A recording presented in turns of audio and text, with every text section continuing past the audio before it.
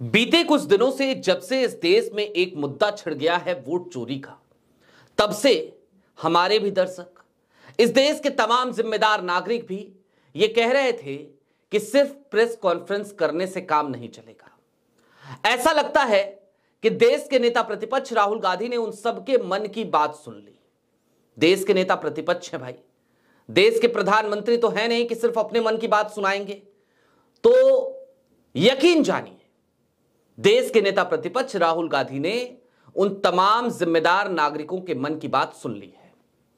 आज एक बैठक हुई, उस बैठक के बाद एक ऐलान हुआ, तारीख भी आज आएगी, लेकिन दिन फाइनल हो गए और गिनती के 12 दिन हैं सुकून के। ज्ञानेश कुमार के पास, प्रधानमंत्री नरेंद्र मोदी के पास, वोट चोरी के पूरे सिस्टम के पास कि या तो वो घोड़े बेचकर सो जाएं या फिर सुकून से अपनी इतने दिनों में नींद पूरी कर लें, क्योंकि उसके बाद नींद हराम होने वाली है। क्योंकि कांग्रेस सड़कों पर उतरने वाली है और इस ऐलान ने मोदी जी की हालत भी जरूर खराब कर दी होगी। सारी बातें जरा विस्तार से करेंगे। नमस्कार, मैं स्वप्निल और आप मुद्दा देख रहे हैं। दोस्तों, आगे बढ़ें उससे पहले वही छोटी सी अपील। मुद्दा इन दिनों एक गंभीर आर्थिक संकट से जूझ रहा है। इस देश में फिलवक्त जाहिर सी बात है, बेबाक आवाजों और सत्ता से सवाल पूछने वाले आवाजों को कई मुश्किलों का सामना करना पड़ रहा है। हमारे साथ भी ऐसी ही दिक्कतें हैं। एक तरफ हमारा मेन बैंक अकाउंट फ्रीज चल रहा है, तो दूसरी तरफ हमारे 2.5 साल पुराने चैनल को हमसे लंबे समय तक छीन कर रखा गया था। ऐसे में डे टू डे ऑपरेशंस में हमें काफी दिक्कतों का सामना करना पड़ता है। लिहाजा आपसे गुजारिश है, यदि आप चाहें, यदि आप सक्षम हो, तो स्क्रीन पर दिख रहे QR कोड या फिर के नीचे दिख रहे UPI नंबर के जरिए छोटी छोटी मदद मुद्दा की जरूर कीजिएगा। अब आगे बढ़ते हैं। आज एक बैठक हुई, उस बैठक के बाद एक वीडियो भी मंजरेआम पर आई है। कांग्रेस का एक ऐलान आया है, राहुल गांधी के भरोसेमंद सेनापति ने यह ऐलान किया है, वो आपको सुनाएंगे। लेकिन उससे पहले कुछ और बातें आपको जान लेनी चाहिए। कांग्रेस ने 14 नवंबर को जब बिहार के नतीजे आए तो सबने सोचा नेपथ्य में चली गई क्या। अब क्या करेगी कांग्रेस? अब फिर से वोट चोरी का रोना ही रोएगी क्या? लेकिन कांग्रेस ने एक तरफ समीक्षा बैठक करी और समीक्षा बैठक के ठीक बाद बिहार के नतीजे आने के 48 घंटे के भीतर एक टाइमलाइन फिक्स करी। तारीख थी 16 नवंबर 2025 की। कांग्रेस ने ऐलान किया कि 18 नवंबर को, यानी कि आज की तारीख में, जिन 12 राज्यों में ज्ञानेश कुमार साहब SIR करा रहे हैं, स्पेशल इंटेंसिव रिवीजन, जिसकी कई बार हमने पोल खोल दी, उसको लेकर 12 राज्यों से तमाम टॉप लीडरान आएंगे। वहां के प्रभारी आएंगे, वहां के प्रदेश अध्यक्ष आएंगे, वहां के विधायक दल के नेता आएंगे, सब आएंगे, सब बैठेंगे और हम डिस्कशन करेंगे कि आगे की रणनीति क्या होगी। और 16 नवंबर से लेकर आज की तारीख तक जो सूत्र बताते हैं, राहुल गांधी लगातार अपने भरोसेमंद, अपने विश्वास पात्र लोगों के साथ इस बात पर डिस्कस कर रहे थे कि वोट चोरी ठीक है, हो रही है। हर बार वोट चोरी हो जाती है, उसके बाद हमें 6 महीने लग जाते हैं रिसर्च करने में, फिर जाकर हम प्रेस कॉन्फ्रेंस करते हैं, न्यायालय सुनने को तैयार नहीं है, तो फिर इसे कैसे रोका जाए? जब अपराध हो जाए उसके बाद उस अपराध से हम पर्दा हटा भी दे तो फिर क्या होगा? बेहतर तो यह है ना कि अपराध होने से पहले अपराधी को रोक दिया जाए, वोट चोरी होने ही ना दी जाए। तो इसके लिए आज की बैठक बुलाई गई। अब मैं आपको राहुल गांधी के बड़े भरोसेमंद सेनापति हैं, आप जानते हैं, नाम है पवन खेरा। एक डिपार्टमेंट है ईगल डिपार्टमेंट, उस डिपार्टमेंट के भी सदस्य हैं। और बीते कुछ दिनों में आपने वोट चोरी की जितनी भी प्रेस कॉन्फ्रेंसेस देखी हैं, उनमें एक बड़ी भूमिका पवन खेरा की रही है। पवन खेरा रिसर्च बेस काम बहुत अच्छा करते हैं। कांग्रेस के लिए कई ऐसे रिसर्च वो करके लाते हैं, कांग्रेस उसे मंजरेआम पर रखती है। तो आज पवन खेरा ने अपने उस रिसर्च बेस वाले काम से इतर हटकर अब सड़क वाले काम की तरफ भी थोड़ा सा शायद फोकस कर लिया। हमने सुबह में आपको जब बैठक चल रही थी तभी बता दिया था कि 2 लोगों को बड़ी जिम्मेदारियां मिलेंगी, मुहर लग गए उस बात पे। अब जरा पवन खेरा का ऐलान सुनिए। जो दिक्कतें आ रही हैं चुनाव आयोग से, बिहार का उदाहरण आपके सामने है एसआईआर का, वो सब बातें सबने आपस में साझा की। कांग्रेस पार्टी ने ये निर्णय लिया है कि पहले सप्ताह में दिसंबर के एक बहुत विशाल रैली रामलीला मैदान दिल्ली में होगी। इन तमाम राज्यों के लोग भी होंगे, उसमें नेता भी होंगे। एसआईआर के खिलाफ और जो बदनीयती है चुनाव आयोग, जो राजनीतिकरण चुनाव आयोग का हो गया है, उसके खिलाफ आवाज हम बुलंद करेंगे। 1 तारीख को पार्लियामेंट का सेशन शुरू हो रहा है, पहले सप्ताह में इसलिए ये रैली का आयोजन किया जा रहा है। सबने अपने अपने सुझाव भी दिए, बीएलएस कैसे अपॉइंट हो रहे हैं वो सारी बातें साझा की।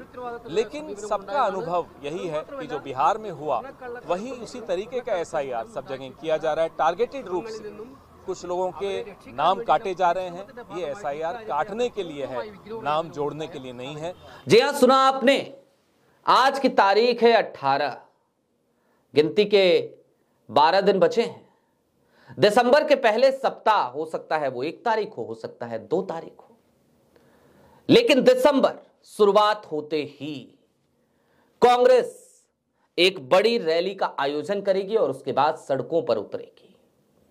एसआईआर के खिलाफ, वोट चोरी के खिलाफ जनता को अपने साथ जोड़ेगी और देश भर में जनता को जागरूक किया जाएगा। दोस्तों, ये जो एसआईआर है ना, एसआईआर स्पेशल इंटेंसिव रिवीजन, जिसको मजाक में लोग कहने लगे हैं स्पेशल इंटेंसिव रिगिंग, ये जानते हैं ये संभव ही नहीं है, प्रैक्टिकल ही नहीं है जितने कम समय में ज्ञानेश कुमार करा रहे हैं। और इसके कई तर्क हमने सामने रख दिए। भाई, अब तक 4 बीएलओज की जान ऑफिशियली हमारे पास जो खबरें हैं उसमें 4 बीएलओज की जान जा चुकी है, जिनमें से 3 ने अपनी जान दे दी है, 1 की जान ब्रेन स्ट्रोक से हुई है। यह चल रहा है ज्ञानेश कुमार का एसआईआर।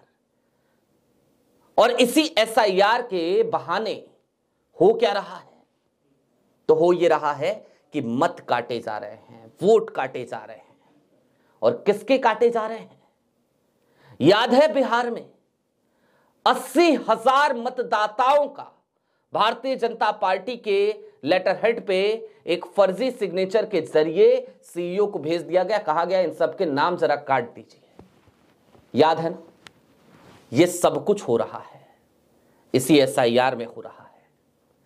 और उसके बाद जब नतीजे आते हैं, जब 91% का स्ट्राइक रेट आता है, तो वोट चोरी से पाई गई गद्दी पर बड़े अहंकार के साथ बैठने वाले लोग अपना सीना ठोकते हैं और विपक्ष से सवाल करते हैं।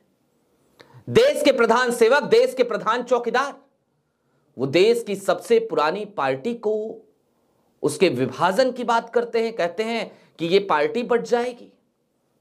इस बात की आशंका जताते हैं, बड़ी सहानुभूति हो जाती है उन्हें। ये सब कुछ डिजाइन्ड है, डिजाइन्ड।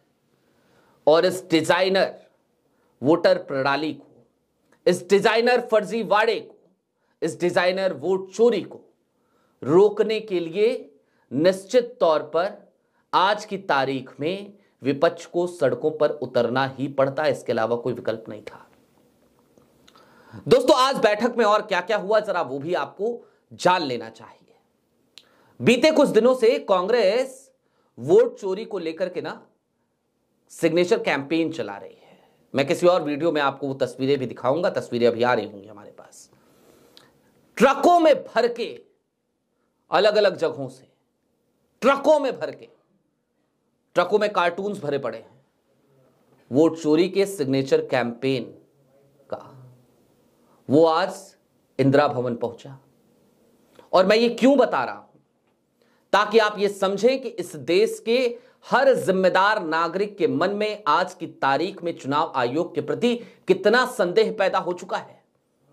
जिस तरीके के बिहार में नतीजे आए, विपक्ष की कुछ गलतियां हो सकती हैं, जरूर हो सकती हैं, लेकिन जमीन पर काम करने वाले लोगों से जब वहां पर बात कीजिएगा तो हर कोई कहेगा कि जिस भारतीय जनता पार्टी के विधायकों को, नेताओं को जनता खदेड़ रही थी, जिस एनडीए सरकार के डिप्टी सीएम को मतदान के दिन भारी बेइज्जती का सामना करना पड़ा था, गांव के अंदर घुस नहीं पाए थे।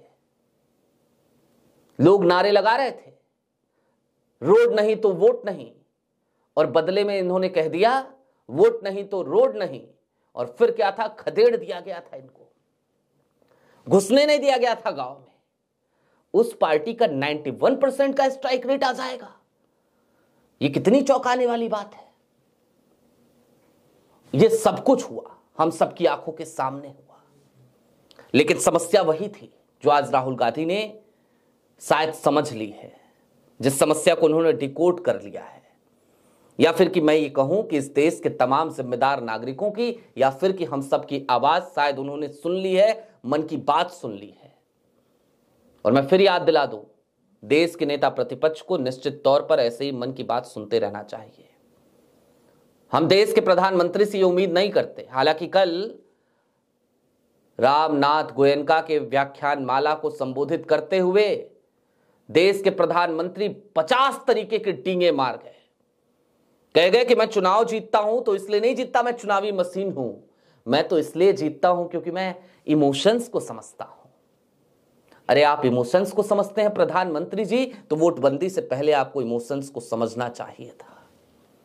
आप इमोशंस को समझते हैं तो आपको गलत जीएसटी लगाने से पहले इमोशंस को समझना चाहिए था। आप इमोशंस को समझते हैं तो फिर आपको अपने चुनावी प्रचार के दौरान ऊट पटांग बातें करते वक्त इमोशंस को समझना चाहिए था। आपने कब समझी भावनाएं? आपने कब इस बात को समझा कि यह देश गंगा जमनी तहजीब वाला देश है और इमोशंस को ही समझना था? तो फिर ऑपरेशन सिंदूर के वक्त जब इस देश की सरजमी पर हुए उस अटैक के बाद इस देश का हर नागरिक पाकिस्तान को खून के आंसू रोते हुए देखना चाहता था, तब आपको इस देश के इमोशंस को समझना चाहिए था, ना कि कथित तौर पर जो आपके मित्र ने कई बार कहा और इतनी बार कहा कि रिकॉर्ड बना दिया। अपने मित्र के कहने पर ऑपरेशन सिंदूर रोकना नहीं था, इमोशंस को समझना था। तो यह तो तय है प्रधानमंत्री जी, आप इमोशंस को नहीं समझते। आप निश्चित तौर पर एक चुनावी मशीन के तौर पर ही तो काम करते हैं। जहां कहीं भी चुनाव हो उस तरफ आपका सरकारी हेलीकॉप्टर चुनावी आचार संहिता लगने से पहले मुड़ जाता है। सरकारी खर्चे पे तमाम कार्यक्रम होते हैं और फिर आप कहते हैं कि आप चुनावी मशीन नहीं हैं। बिहार में नतीजे आते ही आपके यहां के मंत्री लोग भी बंगाल की तरफ कूच कर जाते हैं और आप कहते हैं आप चुनावी मशीन नहीं हैं। देश में और खास तौर पे दिल्ली में पॉल्यूशन ने लोगों के फेफड़ों की हालत खराब कर रखी है। आपके पर्यावरण मंत्री कहां थे? गए थे कि नहीं गए थे बिहार नतीजे के बाद बंगाल? तो अगर गए थे पश्चिम बंगाल तो फिर आप ये कहने का नैतिक अधिकार भी नहीं रखते कि आप इस देश के इमोशंस को समझते हैं। अरे आप ना इस देश के इमोशंस को समझते हैं, ना आप इस देश के लोगों की जरूरतों को समझते हैं, ना ही आप इस देश के लोगों की फिक्र कर रहे हैं। आज की तारीख में कर रहे होते तो अपने पर्यावरण मंत्री को अपने सामने बिठाते और कहते कि इस स्थिति से निपटने के लिए कर क्या रहे हो, ना कि उसे टास्क देते चलो बिहार जीत लिया, जाओ बंगाल जीतो, वहां भी ज्ञानेश जी SIR करा रहे हैं, थोड़ा तुम भी अपना योगदान दे दो। खैर, आज की तारीख में राहुल गांधी का यह ऐलान कि वो सड़क पर उतरेंगे निश्चित तौर पर एक बड़ी मुसीबत खड़ा करेगा ज्ञानेश कुमार के लिए, और इसने मोदी और शाह साहब की आंखों की नींद भी जरूर उड़ा दी होगी। आपकी क्या राय हमें कमेंट बॉक्स में जरूर बताइएगा। अभी के लिए दीजिए इजाजत। चलते चलते फिर वही अपील, चैनल पर नए हो तो सब्सक्राइब करते हुए जाइएगा, सक्षम हो तो छोटी छोटी मदद मुद्दा की इन हालातों में जब बेबाक आवाजों को रोकने की ये तमाम कोशिशें चल रही हैं जरूर कीजिएगा। बहुत शुक्रिया।